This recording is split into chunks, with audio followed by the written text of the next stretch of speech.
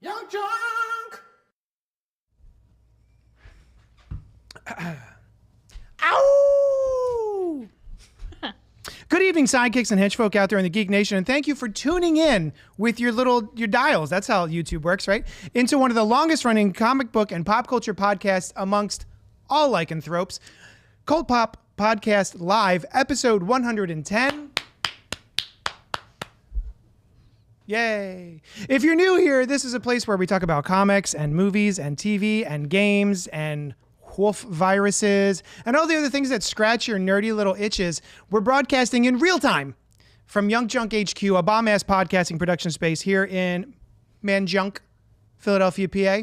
Hey, Dylan. Yeah, sorry. I was checking the stream. What's up? Hey, Dylan. You don't work here. If the people out in there want to do a here, how they do?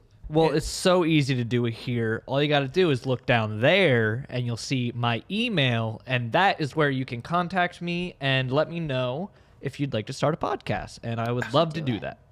It's not even just start a podcast. If you'd like to improve your podcast. Yeah. For sure. See Inside the Morgue. We very much improved since joining Young Junk. SE: inside the morgue. Believe it or not, this is the better version of my show. This is CultPop. I was not good. I'm your host, JD of Johnny Destructo's Hero Complex, located at 4327 Main Street, Philadelphia, PA, 19127, a rad-ass comic shop that caters to you specifically, buy my stuff. Also, here on this mission to talk about pop culture stuff from inside the morgue, Alice. It's me. They let me out today. And Noel. Huh? And then you already met Dylan. Yeah, he's over there. Where? Hello. Tonight, we're going to review all the monsters. Every single monster. Yep. We're going to be doing Creature Commandos Tier list Season monsters. 1, as well as Lee Whannell's reinvention of the classic Universal monster Wolfman in theaters Wolf? now.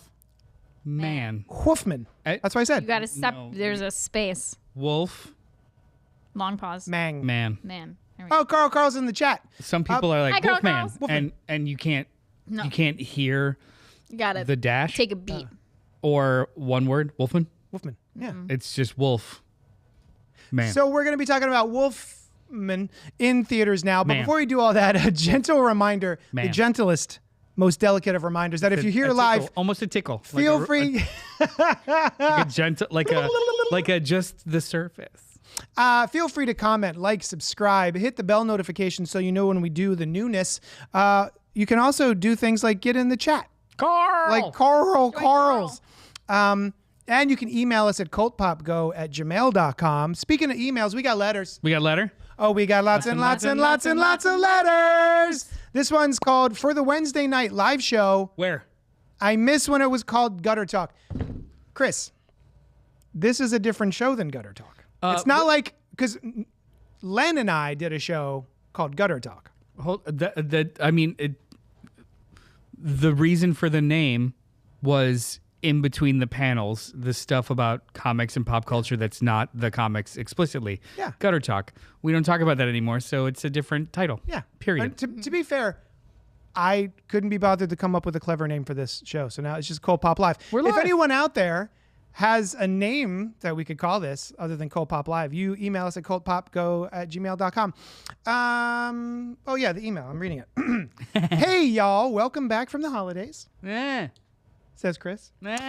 Boy, do I have a lot to say. I was going to rewatch Mission Impossible 2 before writing this, but why bother? We know the movie isn't worth it.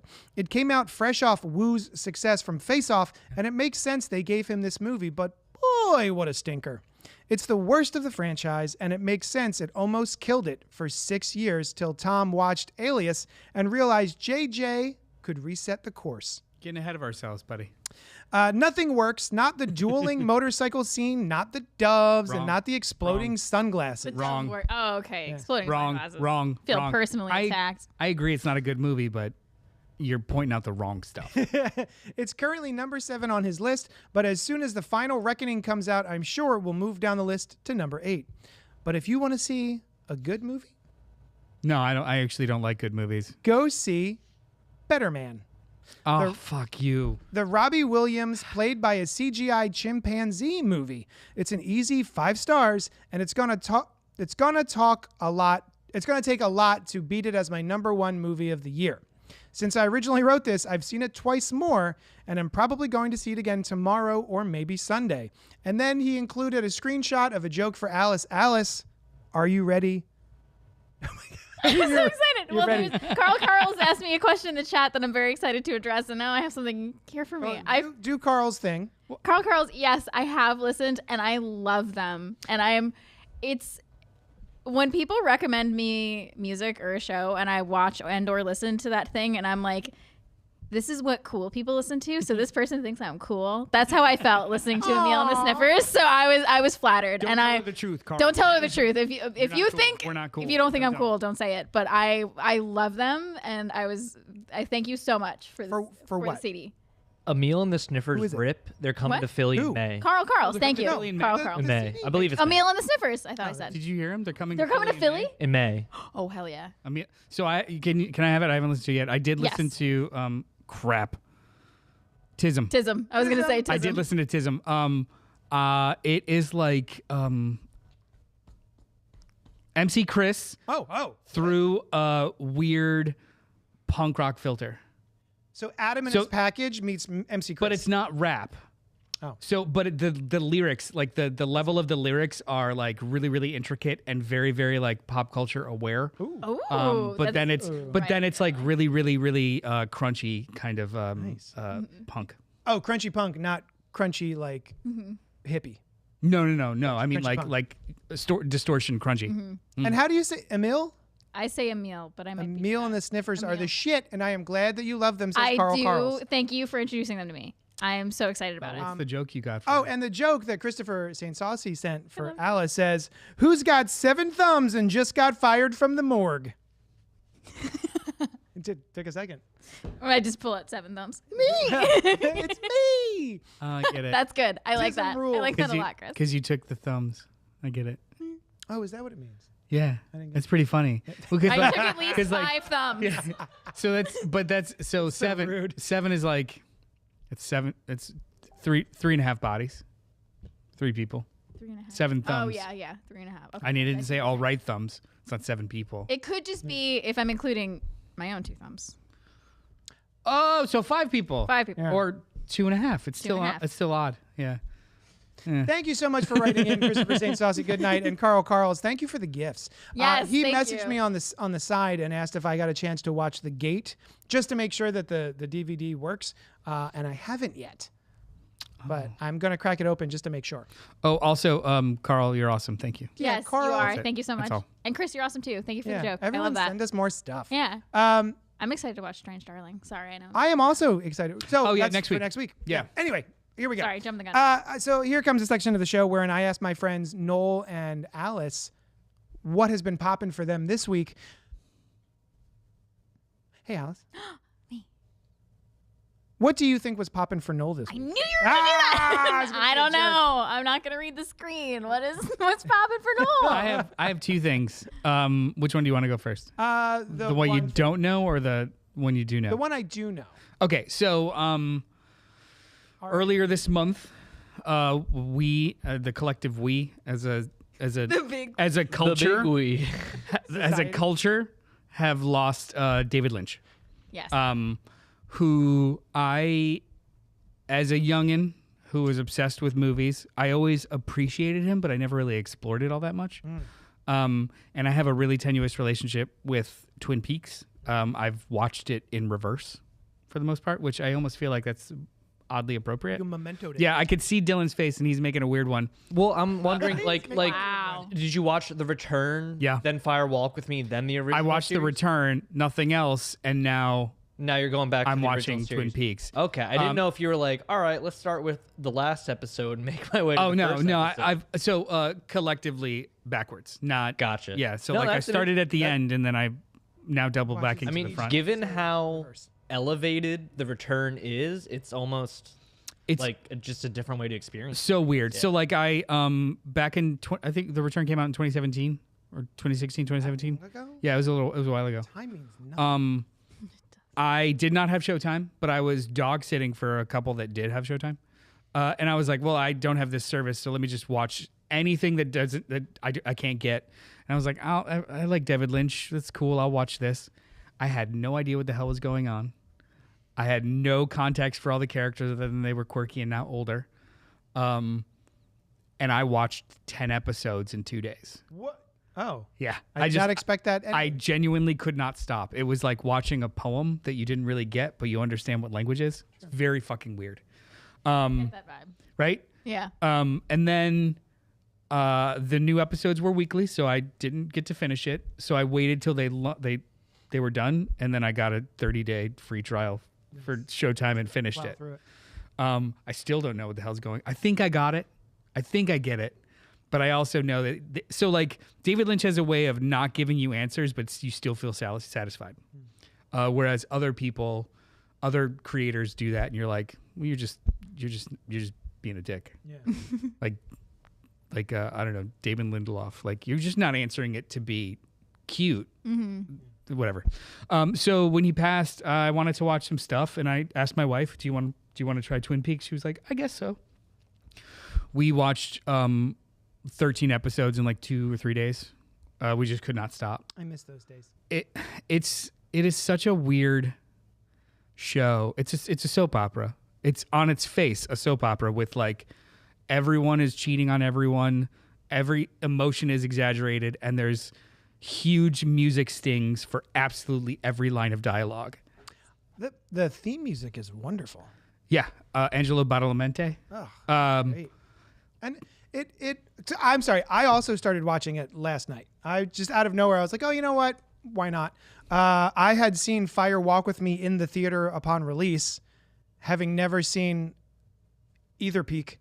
So that was new to me. Not But so a one. this time, not a single one. And then last night I threw it on, and I forgot what were you saying? That's a good show. It's a good show. I forget where I was going with that, but you had said something that it's so incredibly dated, but also not at all. In the show, the credits. It's a series, but the credits feel like movie credits that go on for quite a while. I skip them now. It's a 2-minute long opening credit sequence. Yeah, it's a episode. whole feature film credits worth of credits. It's such a weird show, and we're halfway through the second season now. The first season's only 8 episodes long. Second season's 22. We're halfway through the second season, and you could tell that they're kind of like stretching it, and it's becoming more like Deep press storytelling? more like a poem, more like they literally bake in plot elements that tell you, the audience, don't worry, we're gonna take a while. Yeah. Like he literally has visions of the giant that's just like, the clues will come in time, and I'm like, okay, I get it. Yeah. Okay, fine. But it's so wonderful, and the acting is just so fucking ridiculously good. The first episode has the sequence with Laura Flynn Boyle, James Marshall, and they're high schoolers. They're 45-year-old high schoolers, Classic. who their classmate and best friend just got killed, and it's 1990, so information does not travel fast. They're in class. They don't know where Laura is. Outside the window, you see somebody scream and run. A cop shows up and like whispers to the teacher. And there's this silent sequence of her best friend thinking the worst, looking at the empty chair next to her that belonged to Laura, looking at the other student and just realizing. And it's like 40 seconds of the best acting I think I may have ever seen. She's amazing. Yeah. That breakdown scene is so good. The staging for the other breakdown scene where the parents. Yes. So this obviously Laura Palmer's dead. It's the whole thing of the show. The first 2 minutes of the episode. The Laura very Palmer's first. It's the cold open. And doom doom doom doom. there's a whole sequence where the mom is freaking out because Laura was not in bed. It's time for school. She can't find her daughter. Maybe she went out with her boyfriend for a run in the morning, or maybe she went to school early, or blah blah blah. She's like trying to track her down, and she can't find her daughter. The dad, who's played by, who is that guy? Ray Wise. Ray Wise. What a weird dude. Ray Wise is the dad, and he's in a business meeting. And then he gets called out of the business meeting to talk to the wife who's calling him to say, is Laura with you? And she's like, no, why would, blah, blah, blah, blah.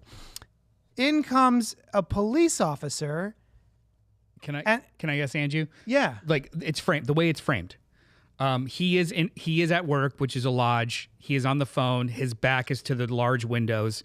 He is having a frantic phone call, trying to calm her down. We see the sheriff truck pull up, come out, walking towards him. So like you're seeing in real time them about to give him information that he is trying to convince his wife is not a thing. And then they have a dialogueless exchange of, is this about Laura? And it just looks, and it was just crushing. It is such a good, and then she's screaming on the other side of the receiver because she's like, are they there? What do they say? What do they say?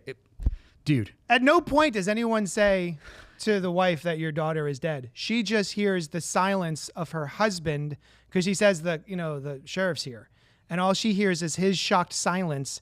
And that's all she needs to know, and has her breakdown. It's such a great scene.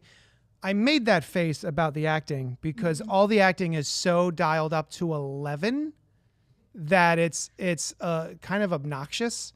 Okay. Except for that scene, the Lara Flynn Boyle scene in the class. Yeah. That was great. But that's the thing about this show. When you get a little further in, it is dialed up to 11. Literally, the characters in the show watch basically a telenovela, a soap opera called Invitation to Love that foreshadows scenes. Like they're watching this like terrible soap opera. So it's just like they're in parallel.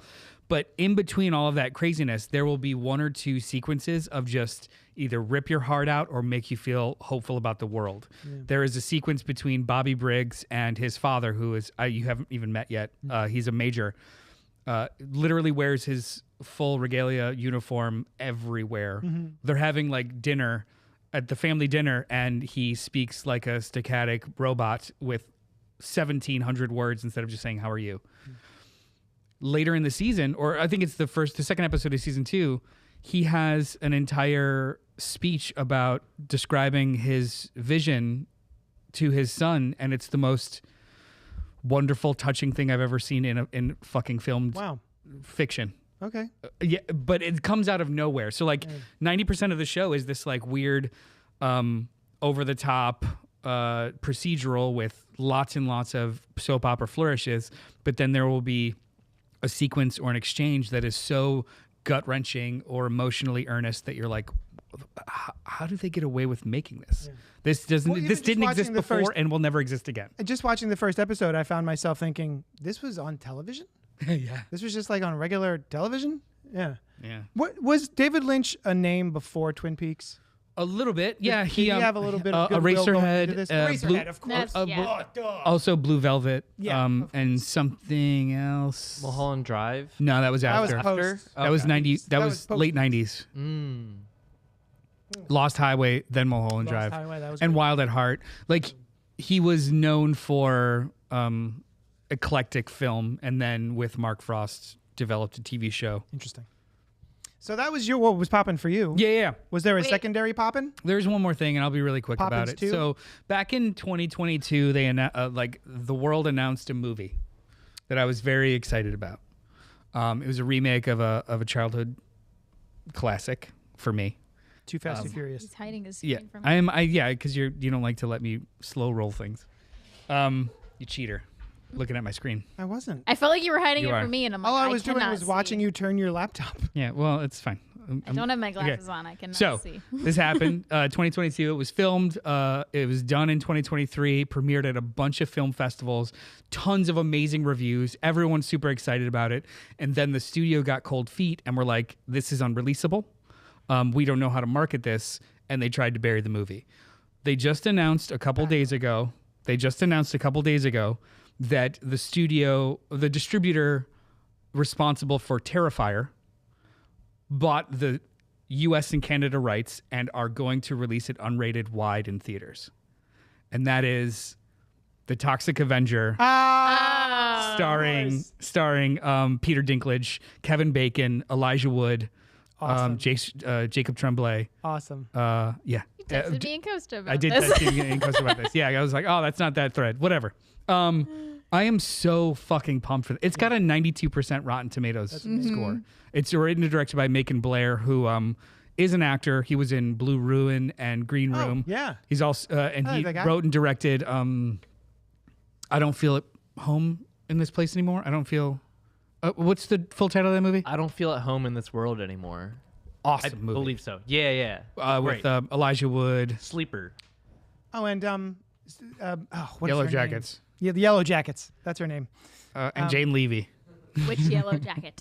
the main Yellow wife. Jacket, the mom, the wife. Oh, the adult She's so great. Adult. Jason- Yeah. Lewinsky. Oh yes, Monica Lin- no.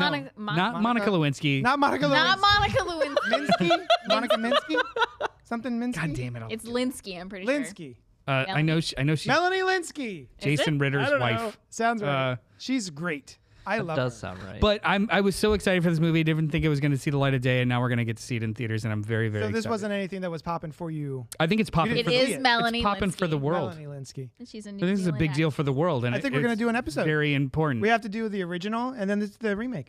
Look. I don't need an excuse to watch all the Like a Toxic sequel. Avenger movies. They're terrible, Yeah. I love but amazing. stuff. We got Hey, Alice, what was popping for you this week? I binged, along with Costa, a show on FX/Hulu called Say Nothing.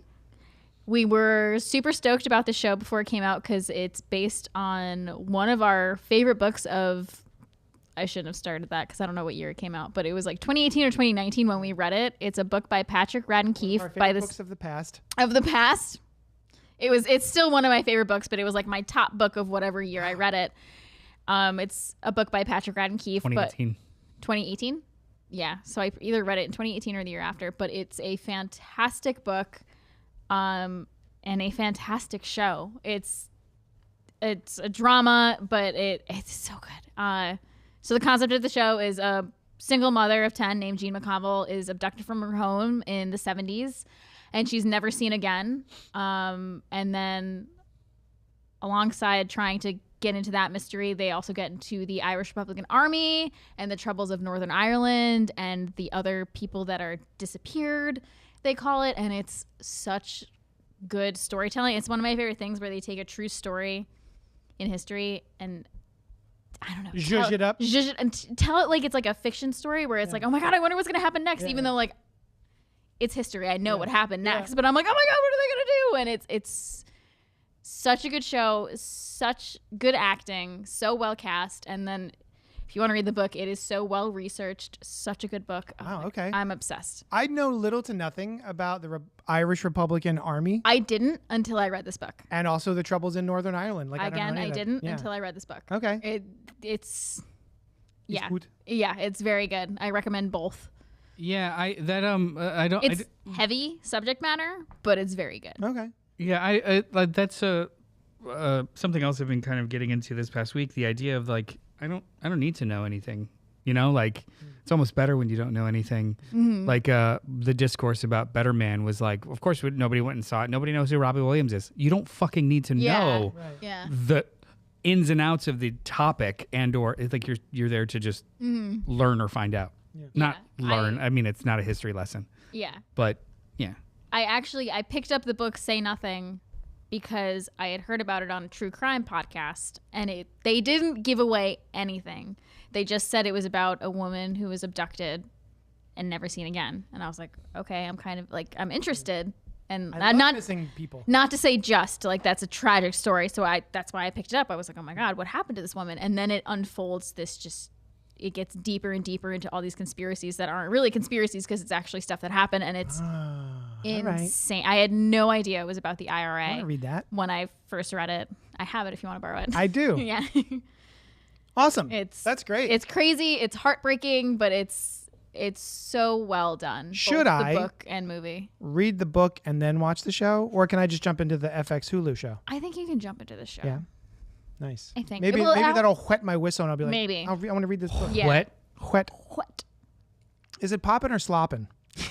Fucking disgusting. I'm gonna make it happen. Hey JD, what was popping for you? What was this week? popping or slopping? never like give him that. Damn. Always give it. I just did though. No. It's too late. Never. No, It's been stop it. spoken into existence. Are you telling me to say nothing? Whoa! We I should. thought it was a we, sequel to Say Anything. collectively as a team, you and I should not indulge his Enjoyments? worst. Yeah, don't let him have whatever. Joy. Don't let JD have fun. Never let JD like this. This is a fucking job. Look at that face. Oh, speaking of not liking things, Oh, God. this is what was popping for me this week. I was at the supermarket today, and I'm a sucker for M&Ms with dumb flavors. And so now, Everything. That's just M&Ms. yeah, it's everything. yeah, everything with dumb flavors. why I just li- love a dumb flavor. Why limit your world? Yeah.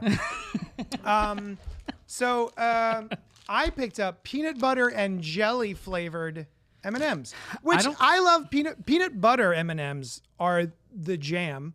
No pun intended. But I don't like peanut butter I and don't know if I jelly like sandwiches. jelly in my I don't either. M&Ms. I like peanut butter sandwich. I'll do the red one. Just one. You gotta have at least two. You have to have at Give least me a one. handful. Yeah. I'm just gonna, I don't like Dylan? peanut butter and jelly sandwiches. I like preserves or certain jams on just toast, I don't even like. but I hate the I eat the texture jelly of bullshit. it. It's the Yeah. texture. I like It's- peanut butter and fluff. yeah, that's pretty good. Yeah. The gelatinous bullshit. But if it's like spreadable preserves you get at the farmer's market, it's actually pretty damn good. Hit or miss for me still. It's basically pie innards. Are you trying to take bites of a single M&M? That doesn't make me feel good about popping 5 in my mouth right now. But I'm gonna do it. It tastes like a peanut butter M&M with fake fruit flavor in it. Sorry, I'm chewing on my. It tastes like Right, shit. I don't like Wait, it. you know what? It doesn't taste like shit. It tastes like boring. It tastes like food dye.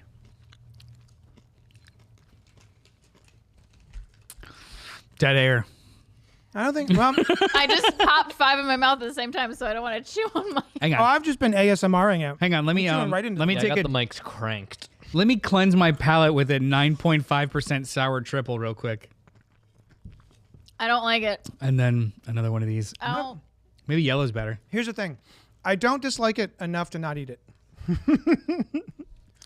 Oh, It's I just- like how I'm having look. an extreme reaction to this, but all the weird sodas we've had, I'm like, yeah, give me more. You know what? You know what?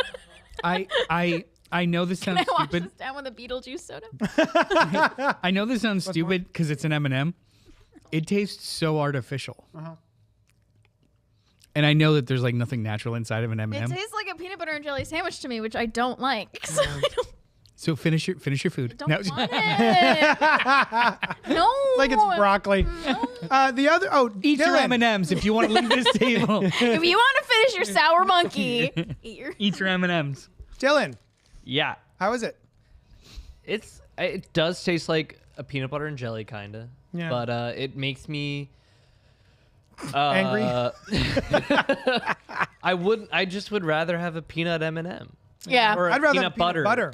I think I like peanut M&Ms better than peanut butter. Me too. M&Ms, There's something but- satisfying about the crunch of it, for Yeah, sure. yeah, but yeah, I mean, I guess it's fine. It's It's not fine. awful. It's not the worst thing Anyway. I've tried on this show. The other thing that's true. The other thing that was popping for me this week was I have been listening to a book. Here's the book cover. An audiobook of Grady Hendrix. So Grady Hendrix is a horror author, but he's not like he's sort of almost like a family-friendly horror author. None of his stuff is like it's not like Crossed, right, by Garth Ennis. It's not one of those things that shouldn't exist. He does like kind of a light horror. Literally just saw that someone was hired to adapt Crossed for film. Oh my God. Yeah. That should not be on film. But anyway, this one is called I just want to read it more now. Yeah. I We do. Sold Our Souls by Grady Hendrix. I had previously read a couple of his, My Best Friend's Exorcism, which they did a not so great movie of. They did a book called Horror Store, which is basically an IKEA catalog horror. It's like about a haunted IKEA. And the book is designed by Quirk Books. My friend Doogie Horner does most of the designing, and it looks like an IKEA catalog. It's awesome. He also did the Final Girls support group, which basically has the Final Girls from like Nightmare on Elm Street, Friday the 13th. I wanted to Texas read Chainsaw that. Massacre. Yeah. But it's the name of the actresses who play them in the movies. Yes. Yeah. Oh, that's Yeah. so cool.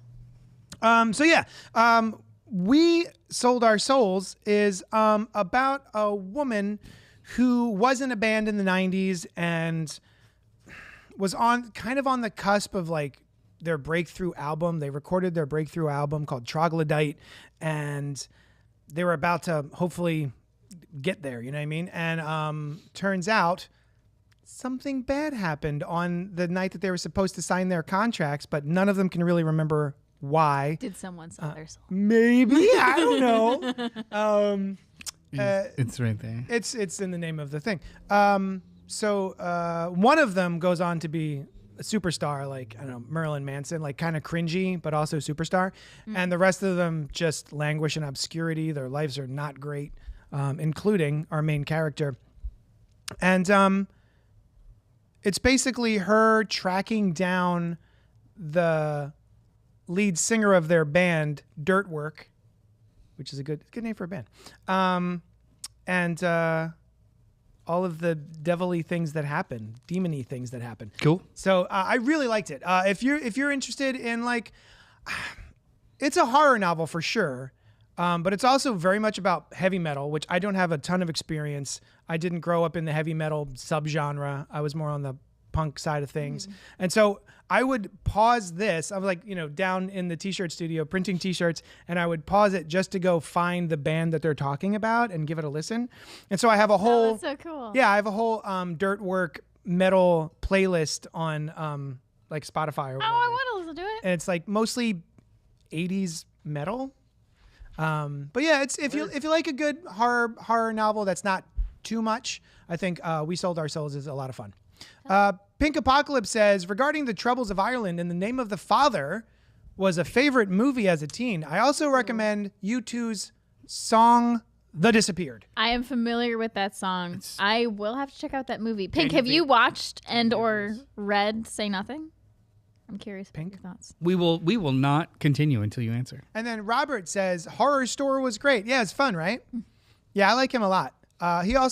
He did a book called Paperbacks from Hell, wherein he looks at all of those old 1970s, 1980s horror novels that have all been out of print for decades. And he'll just kind of go through and like review them and talk about them and all that other stuff. And he actually, because of his novel, because of that book, it's not a novel, because of his book, Paperbacks from Hell, there is now a line of reprints with the Paperbacks from Hell logo on it. Nice. Of those old 70s and 80s horror novels. Nice. Let's do that for VHSs. Yeah. Yes, that would be cool. Yeah, like old, very VHS bad movies? movies. So anyway, yeah, check out Grady Hendrix. He's fun. Very nice. It's if you Google Grady Hendrix, he does not look like a guy who would write any of these things. Well, I mean, he he's looks one like- of the founders of the New York Asian Film Festival. What does he look like? That guy. That kind of, I feel like, I don't know if I want to say, Mike Flanagan, like he just looks like a dude. Yeah. He looks But like he makes some of my favorite stuff. I'm like, oh, it's just a dude. he looks like a character from Bob's Burgers. Yeah. Doesn't I he? did not say that, and I'm not He looks. agreeing with it. He. He does. So it's probably just this photo shoot that we're looking at. He's in a. So for those of you that obviously aren't looking at what the hell we're looking at.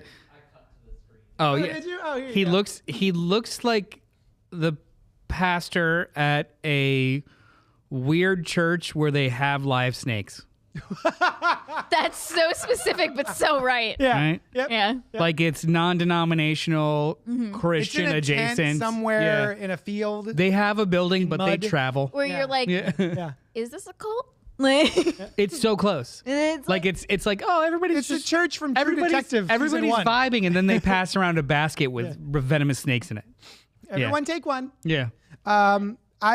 Pink says, I burn through a couple of books a month. They're nonfiction only. I'll add it to my list. yeah, I don't know if I specified that. Say Nothing is nonfiction. I don't want to get sued. Some people who are depicted in it disagree with the depiction of themselves and are suing Disney currently. Uh-oh. But mostly nonfiction. Oh, And he's got a new book coming out, Witchcraft for Wayward Girls.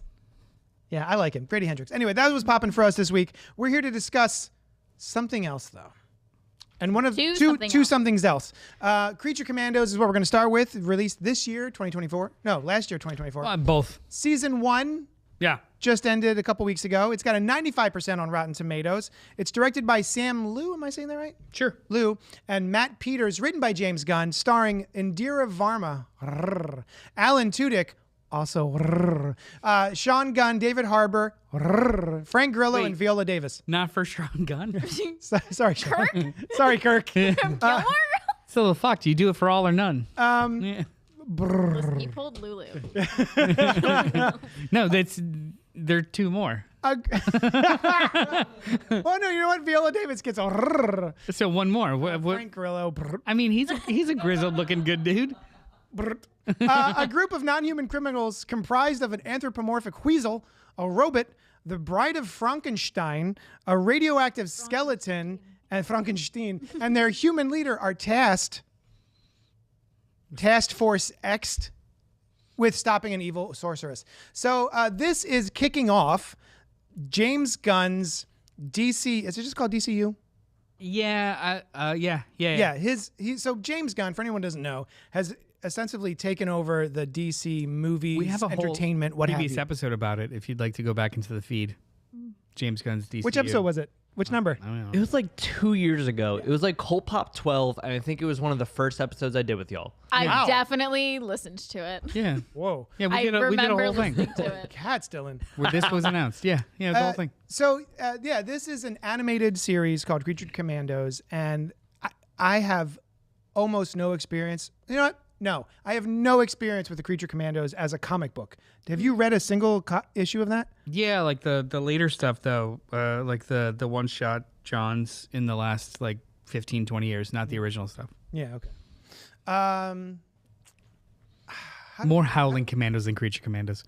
How do we approach this? I mean, it's monsters. It's monsters. Suicide Squad monsters. That's Yeah. it. Yeah. It's not trying to reinvent the wheel. It's just fun, What if it's Suicide Squad but with monsters? basically. And honestly, too, in the context of the world, that's the plot. Like, Waller's not allowed to use humans anymore, so she Right. gets around it by using Non-humans. Yeah. Yeah. That's it. Piece of cake. Like, why it's not broken? Why fix it? All right. That's kind of her thing. I was annoyed in the first episode when Flag pointed at the bride. I was like, isn't she a human? And then she goes, is a corpse human? Yes. Yes. Yes. A corpse Flag is was human. right. Just dead. Flag was A right. corpse is human. It's a human corpse. I mean, she's a lot of humans. Yeah. Yeah. She's a few she's several- different ones. Yeah. She's multiple. She's multiple. You know humans. what? It's even worse because she's multiple humans. Yeah. Is she many humans? Maybe. So it's a 7-episode series, animated. Each episode's about 30 minutes long. And it's weird to say this is the kickoff of the DCU. Not really. It's just the first thing in this shared continuity. Yeah. Like, it doesn't. How is that not the kickoff? Kickoff implies that this is the beginning of a larger initiative. So I would think, like, the only thing we can compare it to is Marvel. Yeah. So when Marvel, like, these movies are the kickoff of this entire phase of one focal point that will all meet together in the Avengers. This is just the first thing in this shared continuity. Yeah. This is likely not going to, plot-wise matter for 3 movies from now kind of thing. It's just in the shared universe. Gotcha. So Okay. I only parse the language because people online are so fucking semantical about this stuff. This isn't like part 1 of 12-part story that is DCU. It's just new continuity. That's it. Are you trying to tell me that there are people online who use this as a reason to hate things?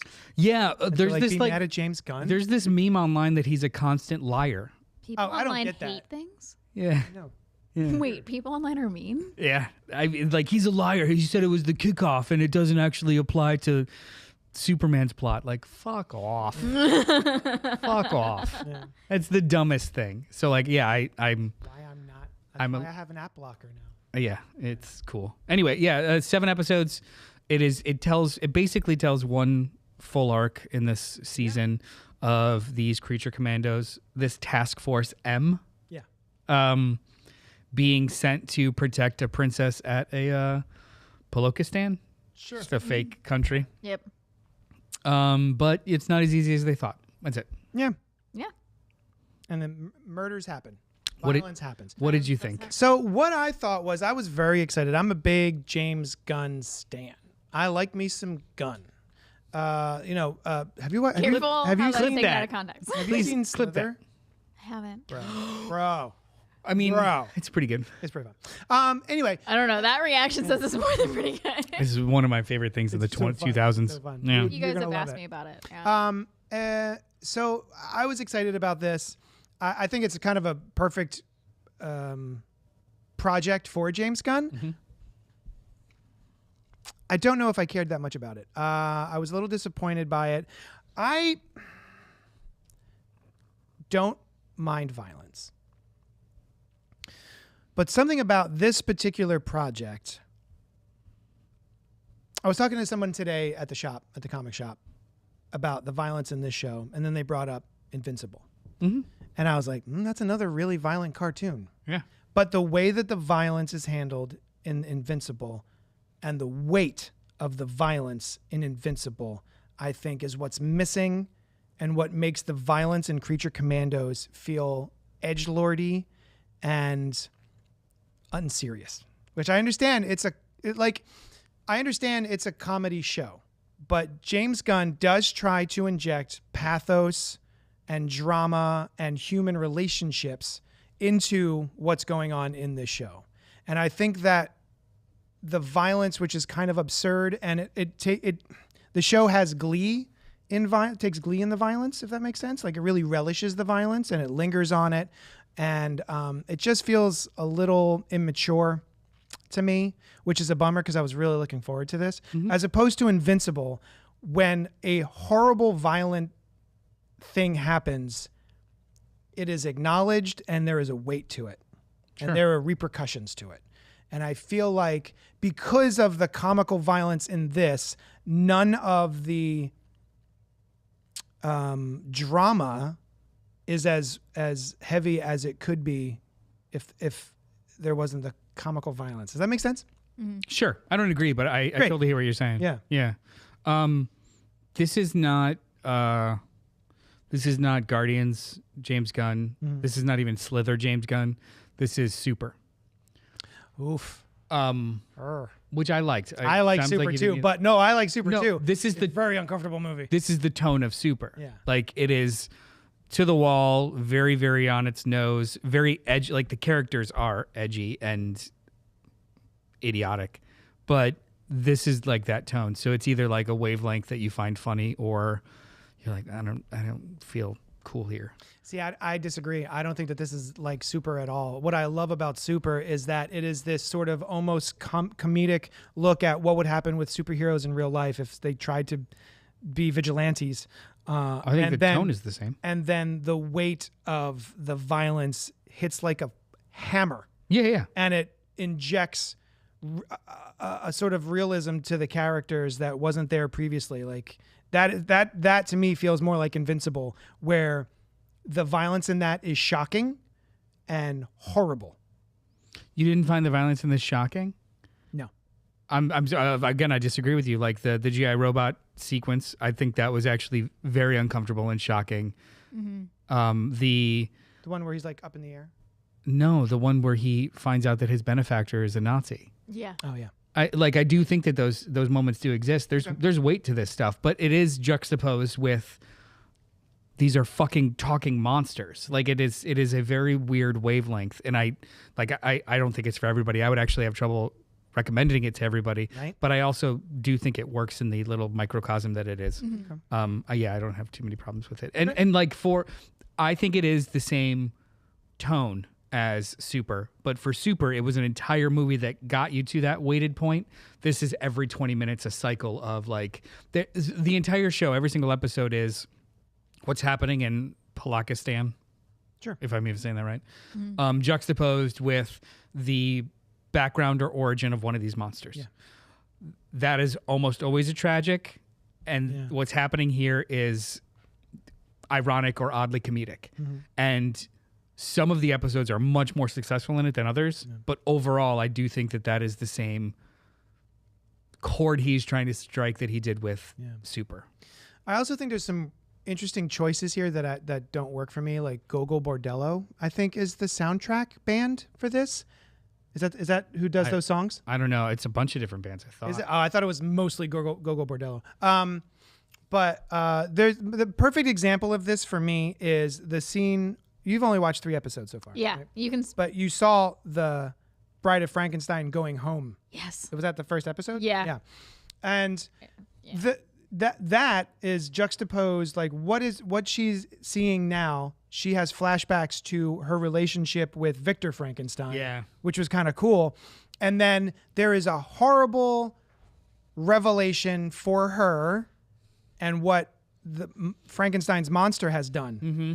And then it immediately kicks in with very silly, over the top, I think played for laughs music and a montage sequence Of them fighting throughout the decades. But it starts. I love that. I love that montage. I don't love how it starts, which is she's running out of the building, horrified by what she's seen and having nowhere to go, and it kicks off while that's happening, and then goes into the montage. There's no room for her to grieve or anything in that scene. As she's running out, the kooky music kicks in, and then the montage starts immediately. Like it gives no time for the weight of that scene for that character. Right on. And I was kind of like, this is a weird choice. And then we get into the cool montage of them fighting throughout the ages. I'm like, oh, this is awesome. Yeah. It just you see her as started like a flapper. And, yeah, so cool. A 90s grunge band. It gave me trauma vibes. I was okay with it. Yeah. I actually thought it was wonderful. Well, he's a trauma guy, right? James Gunn was a trauma guy? Yeah, he was an intern. Wrote a couple things for Lloyd. Kaufman. I really enjoyed it. I don't think that it has like. This isn't like I waited and then watched a bunch. Like this wasn't like I couldn't wait every fucking week and oh my god I'm there. The music. I watched them all in like 2 days. Yeah. Music choices you're talking about though, it does remind me of something. And I'm sorry to get off topic. Sam and I watched a new movie on Netflix this past week, Back in Action with Jamie Foxx and Cameron Diaz. What? They're former spies that fake their own death because they are together and they're gonna have a kid and they start a family. Sorry, Jamie who? Jamie Foxx.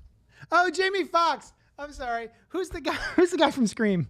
Jamie Kennedy. Jamie Kennedy. I thought it was Jamie Kennedy. Jamie Kennedy's That's not why I was like, what? Jamie Kennedy's not hireable at this point. That's what I'm saying. Yeah. Okay, go ahead. Anyway, so it's like they get discovered and they have teenagers and they have to defend them and save their names, blah blah blah.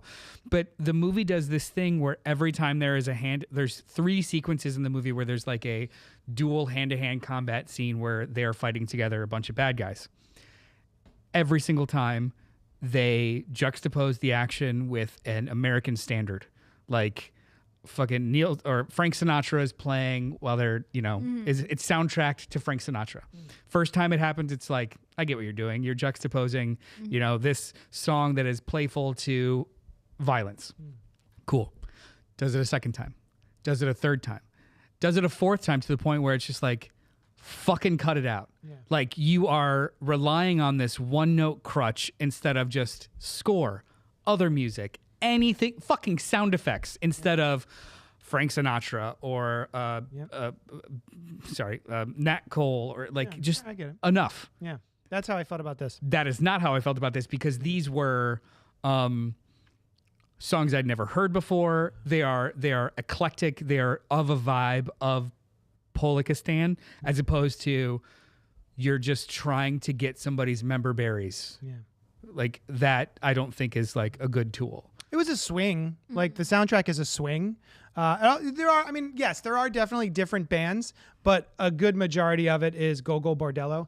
It also has the Dresden Dolls, Coin Operated Boy, which I love that song. I was going to say the Coin Operated Boy for that scene for with GI. GI.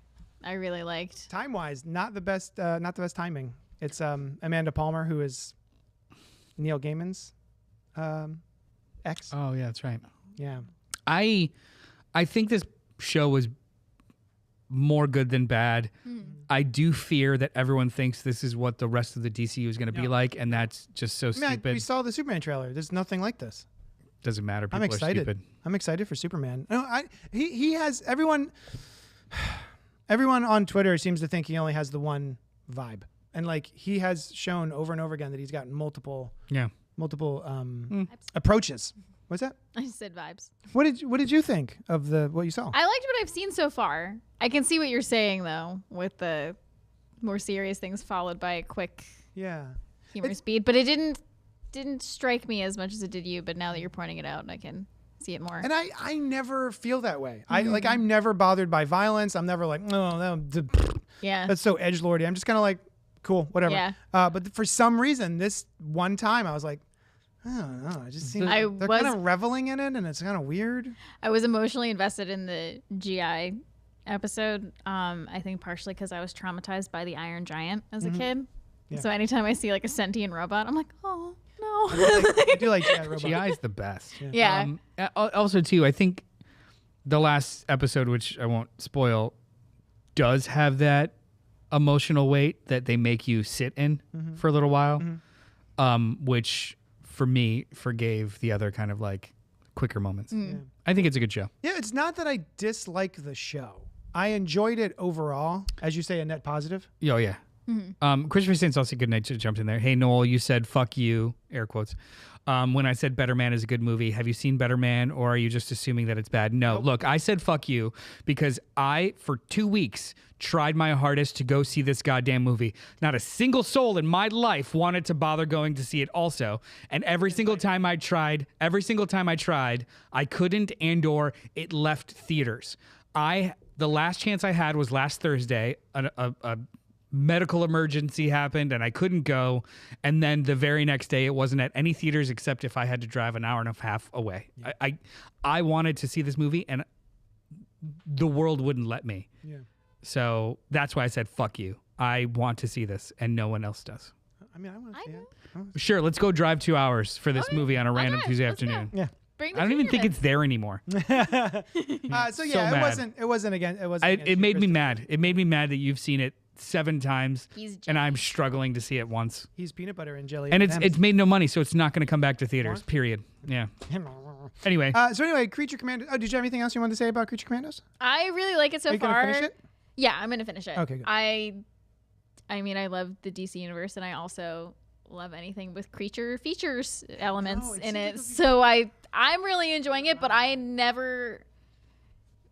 feel like I'm less in the weeds. Like I never knew that this was a comic. Yeah. I don't know. I'm enjoying it. You'll like it. Yeah, I Keep it going. Much less knowledge of the lore. I mean, I didn't have any knowledge of Creature Commandos either. This is my first time. Also, Alan Tudyk is awesome, and Indira Varma was wonderful casting. She's the lead. She's amazing. Yeah, she's the bride. Is so cool. I saw our buddy Randy, our son, the voice of reason, who was co-host of a previous incarnation of this podcast, and he's been on Gutter Talk.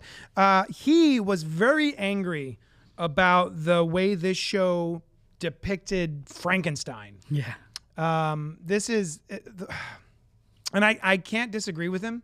Like, he's dumb as hell, and he's only there to get his wife. I don't think he's dumb. I think he's emotionally immature. I think he's also dumb. Same. I actually don't think he's dumb because you see him with wealth and resources, and he's not dumb. He's just emotionally immature and has one goal. He's emotionally unintelligent. There you go. Yeah, but he's not like he has done very, very well for himself for the last 200 years. Very different take on Frankenstein. Yeah. I only know the modern version of DC's Frankenstein. Yeah, and he's a yacht with like strippers. Yeah. I've only seen the modern version, which is like the Lemire, the Seven Soldiers of Victory. That's where I know him. Which is Grant Morrison, and then the Lemire stuff, which is very earnest, Agent Frankenstein shit. Yeah. This is not that. Yeah, no. Yeah. So anyway, that's Creature Commandos. You can find it on, what is it? Max, the one to watch for HBO. And then Wolfman dropped this week. No. Wolfman dropped this week. Is it? A snort. Did you ever watch The Soup with Joel McHale? Yes. Yeah. And he goes, chicks, man. He's like, chicks, man. That's what I keep saying. That's how I keep saying wolf, man, in my head. Wolf, man. Thank you. Written by Lee Winnell. And starring Christopher Abbott, Julia Warner, and Matilda Firth. Lee Winnell. Do you know who Lee Winnell is? No. He is the original writer of Saw 1. Oh, okay. He also plays. Now I know He who also plays the other guy, not Carrie Elways. That's Lee Winnell. Oh, Yeah, shit. he's an actor, too. Adam? Yeah. There you go. I love Saw. Wow. Well, Kos So, and I watched. Adam. Kos and I had a Saw movie marathon on our first He's- date. The first one's so good. He's Yeah. he's an actor. And he's gonna marry me. He's an actor, writer, director. So he was in Saw. He wrote Saw. Is in Saw. He wrote. I believe he co-wrote the first Conjuring, and he plays Keys. He's one of the other characters, the other ghost hunter. He wrote and directed Upgrade. so good. Shit, I had Such no idea this was underrated. him. He wrote and I love directed The Invisible Upgrade. Man, which I know you don't really care for too much. I like it well enough. And he Cooties, I think he wrote, as well as is in. He's one of the kindergarten teachers. Is he? Yeah. Oh my god, wait. He's wonderful. I don't know if Like Kos he is is still in the chat. He is a He knows very that he's he is the a Saw guy. very accomplished writer, director, and actor. Yes. Mm-hmm. Because of his work on Invisible Man, I was like, oh, great.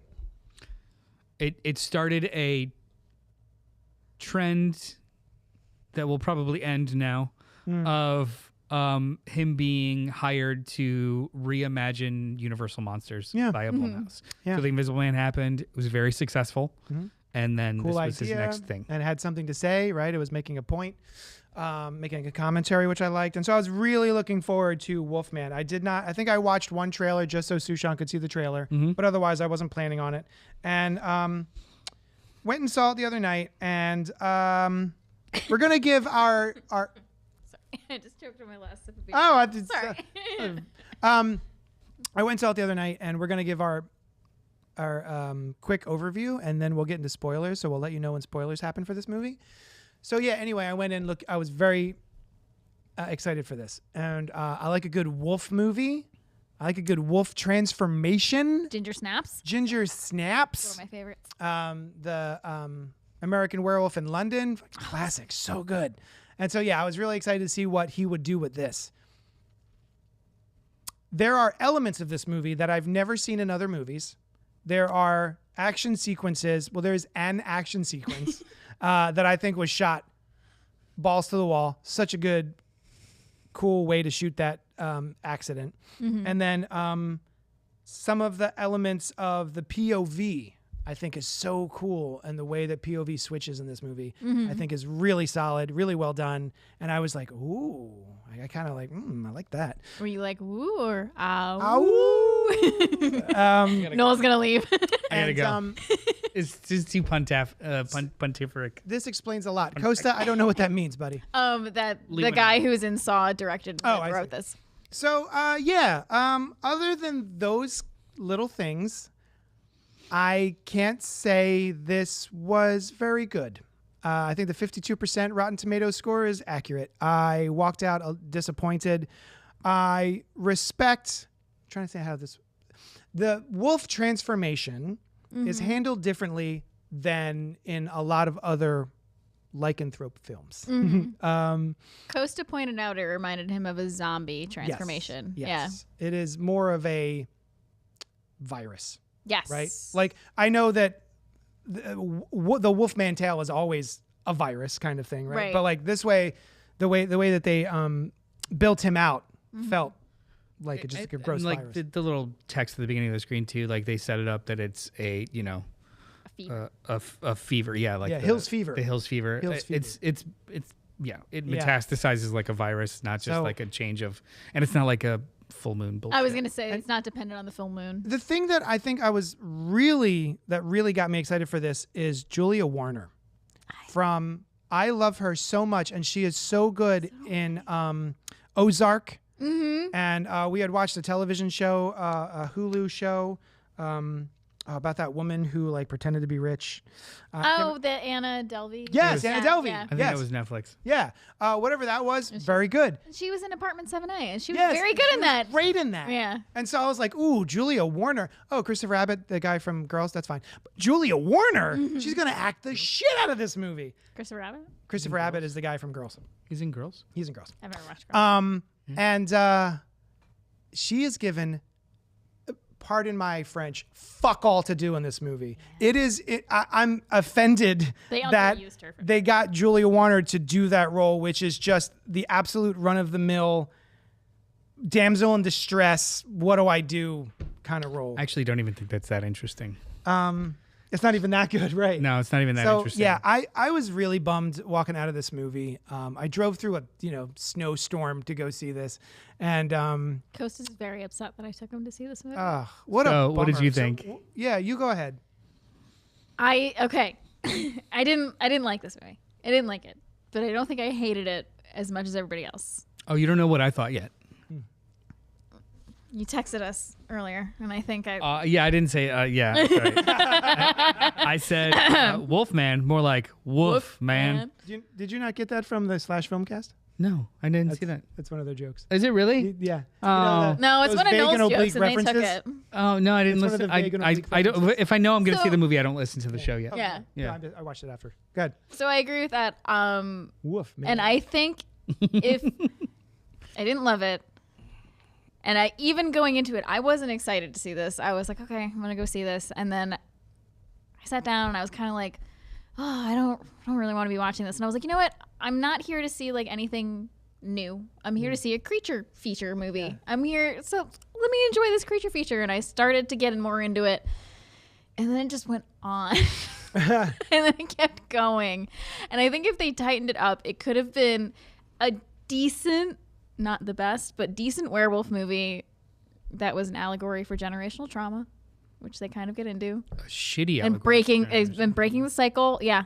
And it's safe. I also feel like this is the 400th movie to deal with generational trauma in like 2 years. I just feel like everyone every making horror movies movie- now has generational trauma. Yeah, yeah.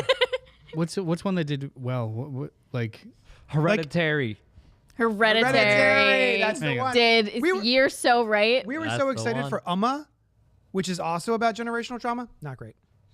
But God, are you? No, yeah, I didn't love it, but I think I was kinder to it than everybody else at this table and my fiance. I think the biggest sin this movie makes is that it's boring. Yeah. It's just boring. Yeah. Everything is it is not plotted speedily enough for you not to pick apart at Yeah. the seams, right? Like it's so the opening sequence, which is like a prolonged, almost like cold open of the main character Blake as a child and his father, how protective and crazy his father is. Still did not strike me as abusive, just very, very protective and strict. Emotionally unintelligent. Yeah. There you go. And he's an emotionally intelligent father later in life. Yes. Yeah. Because, the things that we want to do the most, sometimes protect them from their scars ends up scarring them. Yeah. I get it. Because they tell you. Yeah. Yeah. That was the other thing. It was like, it wasn't subtle. Yeah. But And then yeah, they started that's just hammering it. home. It wasn't subtle, and it took I mean, to so. be fair, I don't think Invisible Man was subtle. Yeah. Yeah. But that wasn't boring. Yeah. No, true. Yeah, True. like even the idea of his dad on the CB radio, and they close in on his tattoo. Like, okay, That was telegraphed from the credits. I can't wait for that to come to play. And then he gets the letter that his dad is dead. Just everything about this is so obviously plotted that, and then it's so boring in between those plot points that all I was doing was waiting for that obvious thing to be validated. Oh, and now that obvious thing is going to be validated. There was one now that obvious obvious thing is thing. going to be validated. For me, that wasn't validated. That I'll get into spoilers. Like, Oh, it was okay. a missed opportunity, And then in my opinion. The last thing I'll say too is that it was so boring that the climax, what should have been the climax, happened 20 minutes before the fucking movie ended. You gotta say climax. And then was there one? And then it was just sleepy. Yeah. Like the idea. So there, it's not. We'll get into spoilers. We'll get into spoilers. Yeah. So none of us recommend, if I may speak for all of us, none of us recommend Wolf Man 2025. Dylan, did you see this movie? I did not, and I'm Can't glad wait. that I did not make the effort, I guess, based off your reviews and everything. Because I do like Christopher Abbott. I do like him. You love girls. Well, no, I know. I like him in. I like him in. Oh, what's it called? Possessor. Oh, Possessor's fine. he was in I that. didn't like that movie either. Yeah, but I like him in Sanctuary. I like him in It Comes at Night, Oh wow, and I God, he was in that. I forgot he was yeah, in that too. I like him. He's in Poor We were Things just talking too, about that. Oh, that's right. which I forgot. Yeah. Damn. And then You know what? I'm sorry, Christopher Abbott. I short Christopher shrifted Abbott. you. he's sorry. in. I cannot remember the name of the show. It's Bill Pullman. He's a detective. I know what show you're talking about. It's Yeah, on he's in the Netflix. first season So- of that Oh, that's right. with what's her name? what's her name? Jessica Biel. Sinners. Jessica Biel. Oh, Sinners. Sinners. Yeah. That first Yeah. that Yeah. first So season was good. bonkers. First season's awesome. If y'all haven't He seen plays, Sinners, Sinner yeah, is the good. husband in that, episode yeah. season 1. But I Jessica like Biel. him. Also, he's handsome. Yeah. He is handsome. So did you're- you do that for him? I You didn't. just did. We're gonna get into spoilers for Wolfman 2025 starting now. Go ahead. Oh, so I went and saw this afternoon. I was in the theater with two other people, just two, whole theater, and they were all in the same row. Wolfman. They were like 10 seats away from me. They both left when he started gnawing off his ankle. Oh, that was Okay. awesome. Because I love that scene. That was Wait, so good. Can I tell you my reaction? I could feel them like losing the movie and just like, let's go. When he gets caught in the bear trap and starts gnawing off, she was just like, Oh, I love that. and they both just left. I mean, it's a good beat, but like, you could tell at that point in the movie, like, okay, we're in the end game. This isn't going to get any better. Yeah. They were like, and it's not like they were trying to beat traffic. This was 1:30 in the afternoon in the fucking middle of nowhere. Costa, if you're still there, correct me if I'm wrong. But if he wasn't my ride of the movie, he would have left at that point. I had to cover my mouth because I started laughing, not at that scene, because I turned to look at Costa and he was just like, he did not want to be there, and I just started cracking That's up. hilarious. I was like, "Oh my god!" I I, also- dragged him I to thought see it was this with gnarly. me, and he hates it. And when he's doing this and he's like Oh. scratching his own and like gnawing at his own I wound. almost gagged at that part, Yeah. but I also ate And a then lot he's of and then he's peppermint patties. and then he continues chewing it. Yeah, Is one of the gross things. and then he stops and he kind of looks at her, and I was like, Like- "There's." Oh. I was like, imagine if he just like comes to now and he's like, "There's no coming back." There's- From this. Like, I gotta leave. So My bad. the spoiler being that there are two wolves. There is the one that There's two infects wolves them. inside of you. Yeah, good wolf, and objectively they feed the good wolf. One is Benicio del Toro. Yeah. The See, he was in the last werewolf movie. the That's a entire joke. yeah, we get it. Joe Johnston, we get it. The director's cut's actually pretty good at that movie. is it? Oh yeah. There's Two wolves. There's two wolves. The whole movie, it's obviously telegraphed that that's his fucking dad. Yeah, the whole Duh. time. The whole time. Duh. We're waiting for the movie to realize that we already fucking know. They finally do come to heads, and then he dispatches his dad, and then you look at my watch, and there's 25 minutes left. Like, that was the emotional climax of the movie. And now we have to have a really, really boring, sleepy chase. Go ahead. Can I say the one thing that was like the obvious thing that I thought the plot point they were leading up to? In the beginning, when he's a kid and he's hunting with his dad, he stumbles upon this mushroom. Oh, yeah. Oh. And his dad's like, "Don't touch that mushroom. It'll kill you in seconds, especially if you eat it." And I'm like, oh, okay, he's going to become a werewolf and he's going to sacrifice himself by eating one of these mushrooms when he like realizes what's happening. Yeah, like he's about. He has to traumatize his family. Wouldn't No. that be better? He's like about to attack Yeah, them, and tries to I don't- stop himself, and he's just like dead, and then in his hand is The mushroom? mushrooms. or That's something. literally Oh, what that I would've been so much better. I said that to Coast and he goes, "You should have directed God this." damn I it. was like, It's I was like, Ah. I thought, why introduce that mushroom? it was You're so not gonna it was God all damn so it. boring. But the thing is, the movie it's a tool to use. Like, there's a lot of really cool times when like they use sound and space to create tension. But the movie has no other mode, so it's just boring. I just, okay. Can I? There's things I really liked about this movie. Are we going to talk There about are the certain perspective? things- And I love that. And I'm the talking spider. about. Yeah, I love all All that. that shit's so good. But spending 6 or 7 minutes her revving up the truck, that wasn't tension. That was just time. Did you see that there was going to be a wolf sitting on top of the foggy windshield wiper moment in the truck? It was in the trailer. Yeah. Oh, I didn't even see that in the Yeah. trailer. I don't think I watched the It trailer. was in the trailer, but like I didn't it even was know just that. I waiting was like- for it. But So, either way, yeah, it was there's just gotta be a like monster. constantly the windows waiting are for stuff. coded in such a way that nothing would ever be coded. And like, oh, I wonder if there's going to be a surprise out of this coded window. She wipes the windshield. But Wolf. what I It's me. It's me. what I did truly love about the flick though was we were seeing the perspective of him changing and So good. them trying to communicate with him. He can't hear language Yes. anymore. love And then by the end of his full transformation, you see his perspective again. They don't even look like they have faces. Yeah. Yeah. So like everything is glowy eyes. unfamiliar and like they all have elongated faces and stuff. That was really cool. Loved it. Make that movie. Yeah. Yeah. One of the other things I really liked is, and I didn't really realize it until after a little while, but he's there and he's taking apart the shelves, and he's great idea, by the way, nailing to the floor so that the door can't open Yeah. Yeah, you instead of can't push just the shelf. propping something up Yeah. where it's like fall over. I was like, oh, that's actually really great.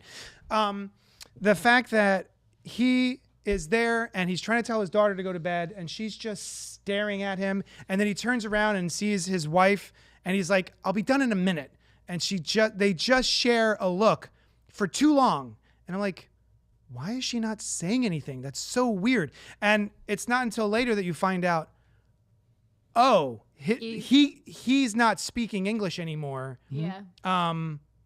But we don't realize that until we're told that, I think, by her, right? Yeah. she's on He's the just- she's on the he's horn. He's like he can't talk anymore. Yeah, I don't think he knows that he's different. Yeah. Which I thought was a really nice reveal. Oh, all of that was super So awesome. good. That whole like center section of about 25 minutes where he's transforming is just like, I think that's what that's the movie he wanted to make. Yeah. And then there's this other boring ass shit in front of it and after it. But then also too, like, what's the point of all this?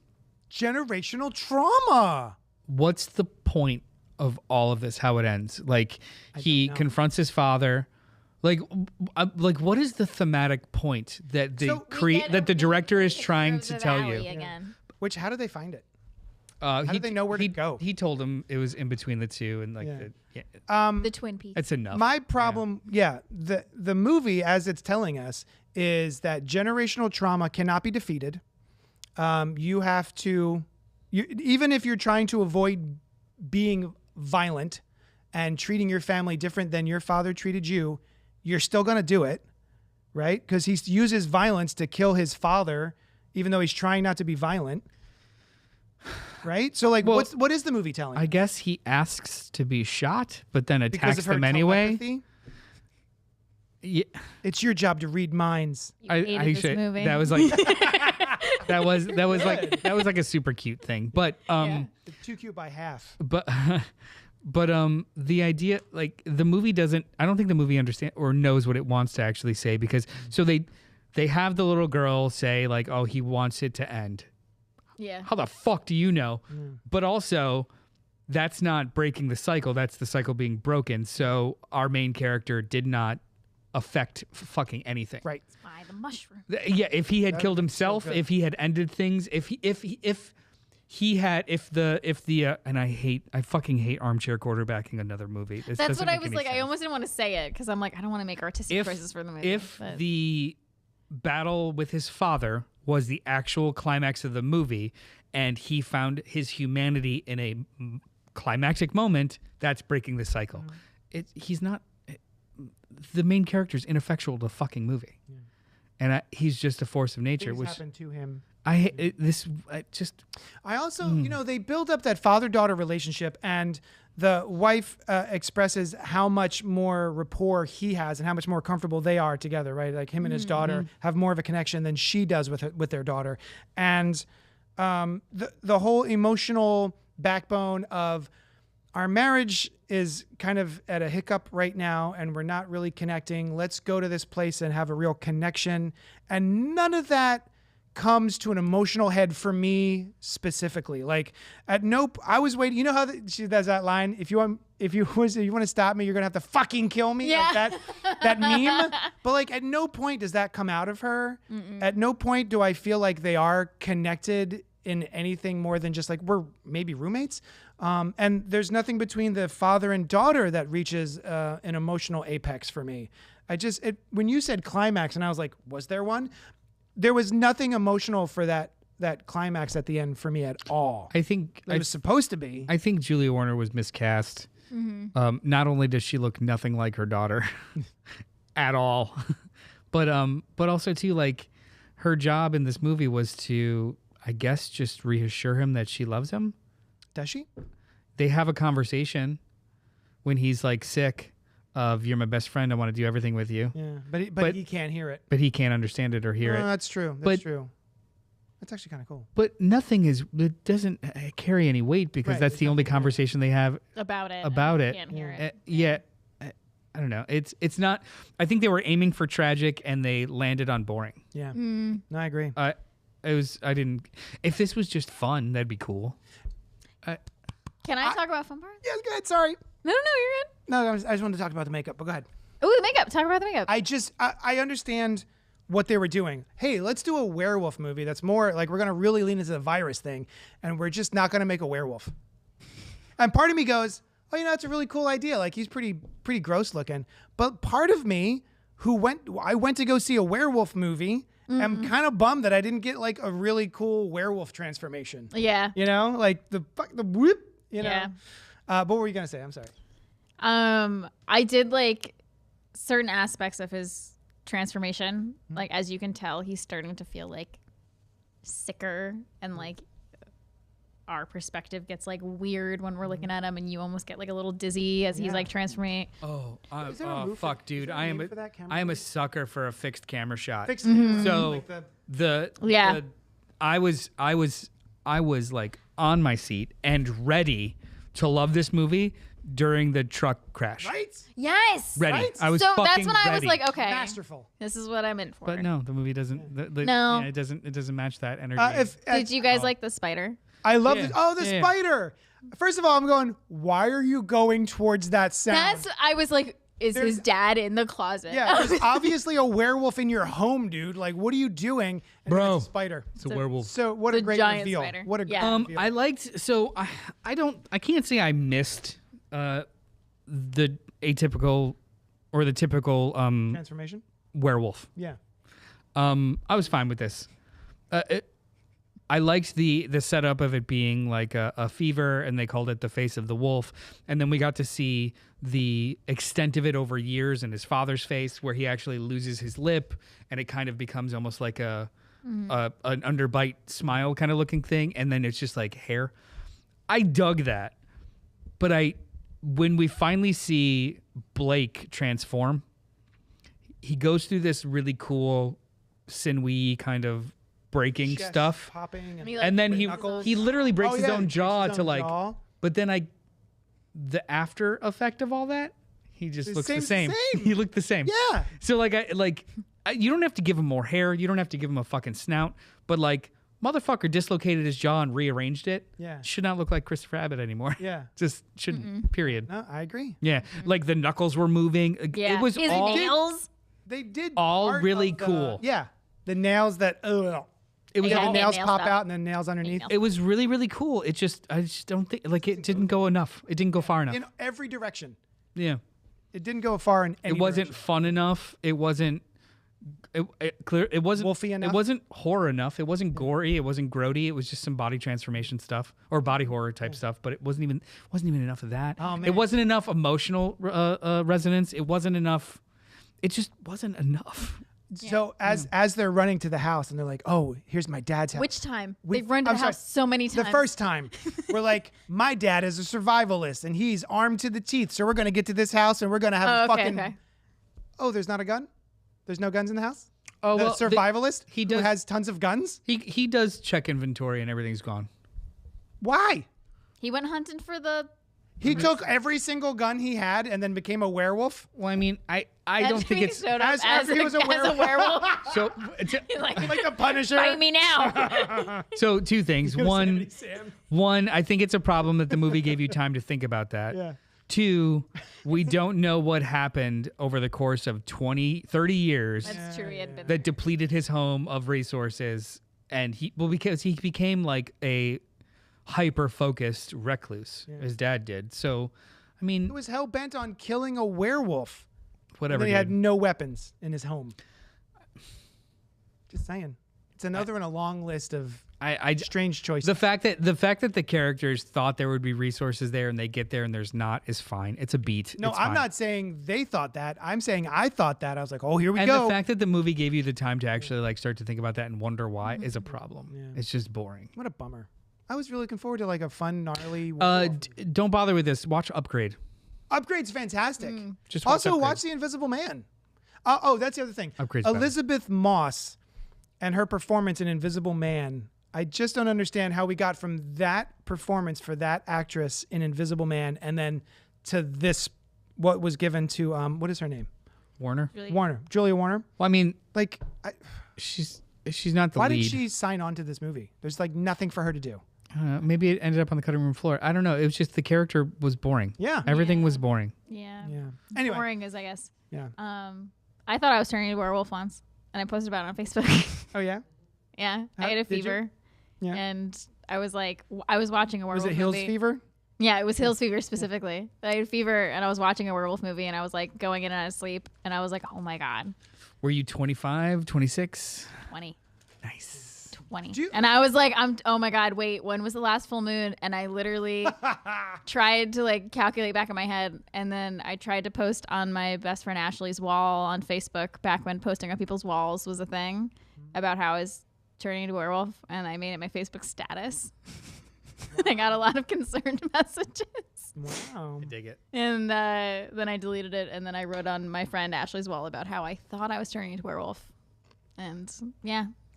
And then she did. And then I did, and I'm a werewolf, an actual werewolf. And We don't record on full moons. full moons now. Yeah, you're a supernatural werewolf. None of this virus bullshit. Yeah, no. You guys have a favorite werewolf movie?